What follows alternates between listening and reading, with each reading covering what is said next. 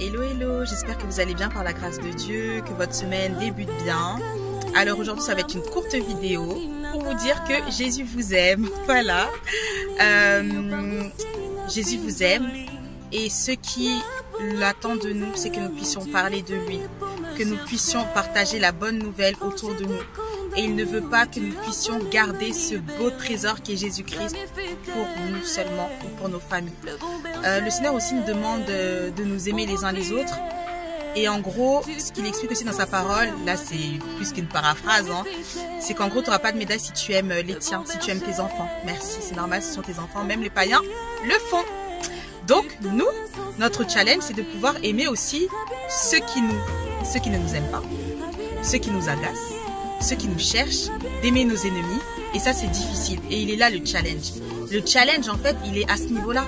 Ce n'est pas d'aimer tes enfants, c'est quand même un peu logique quand même. En gros, si on a toute notre tête etc, c'est normal que tu puisses aimer tes enfants. Là le Seigneur il va pas donner une médaille, c'est la base.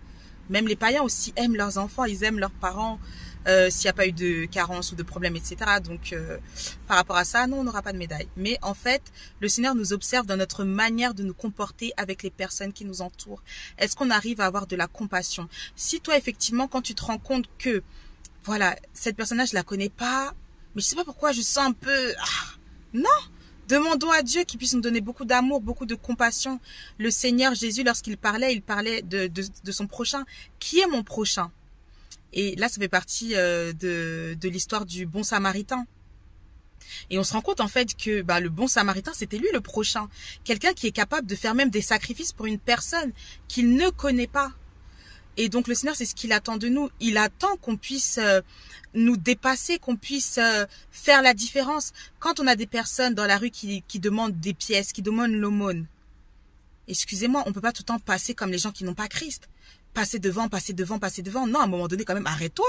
Donne quelque chose. Ce que Dieu nous donne, ce n'est pas seulement pour nous. C'est pour que nous puissions bénir les personnes. Si déjà avec le peu que nous avons, entre guillemets, on est incapable de bénir les personnes qui nous entourent, ne pense pas que Dieu va te donner des richesses. Parce qu'il sait très bien que si tu as été infidèle dans les petites choses, comment est-ce que tu seras fidèle dans les grandes choses? À chaque fois, on se dit, non, Seigneur, quand tu vas me bénir et tout, non, jusqu'à bénis-moi, comme ça je pourrais bénir les autres. Tu ne le feras pas. Parce que si déjà dans les petites choses, tu n'arrives pas à être fidèle, comment pourras-tu être fidèle dans les grandes choses? Faut demander aussi aux millionnaires, hein. Ils ont de l'argent, oui, mais ils ont aussi beaucoup de dépenses. Le style de vie est totalement différent, vous voyez.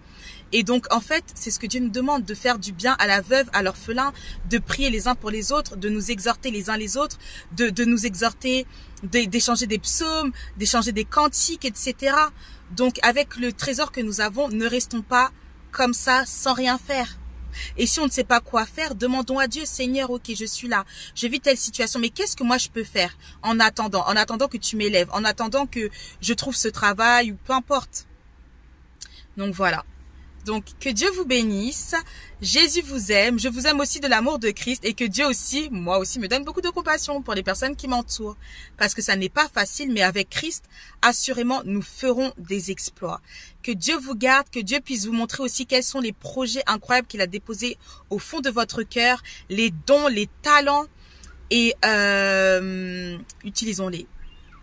Plus on va commencer à utiliser les dons, les talents que Dieu nous a donnés et plus il va les décupler.